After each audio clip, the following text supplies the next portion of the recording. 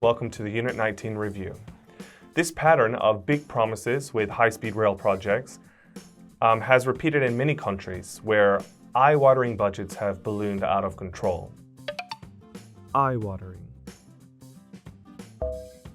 Eye-watering. Balloon.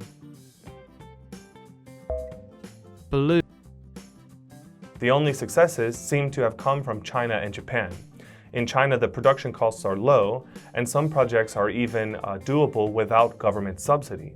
In Japan, the construction costs are higher, but the projects are definitely profitable due to the many densely populated cities that are separated by less than 800 kilometers. Even if you need subsidies to get projects like this off the ground and running, it still seems like money well spent. People who live in suburbs and can travel to city centres in minutes rather than hours is very much a good thing. And this would encourage more people to move out of the cities and into those suburbs. Not only would this reduce the amount of traffic, but it would also encourage development in those suburban communities and more infrastructure. So it seems like a win-win situation for everybody. But the problem is getting that initial investment is always the biggest hurdle to overcome and makes it less likely for these projects to succeed in the foreseeable future. Foreseeable. Foreseeable.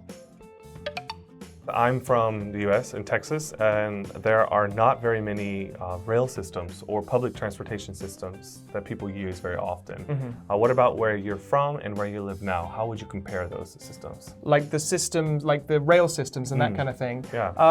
I think so. I mean, British people tend to be quite cynical about their own transport. They think it's not very good and that kind of thing. And it's definitely true that there are problems with it. When it rains, like there's a lot of delays and that kind of thing. But if we compare it to a country like the United States, there is no comparison. London buses are far superior to anything you get in the United States. I went to New York in 2018. They didn't even have a touch pay system yet. You know, like T-Money cards, Oyster cards, that kind of thing. You had to use the old Metro swipe cards, and half the time they don't even work. So, and this is meant to be like the center of like American commerce and finance and culture, everything. And yet traveling around the city is like indistinguishable from that of many developing countries, frankly.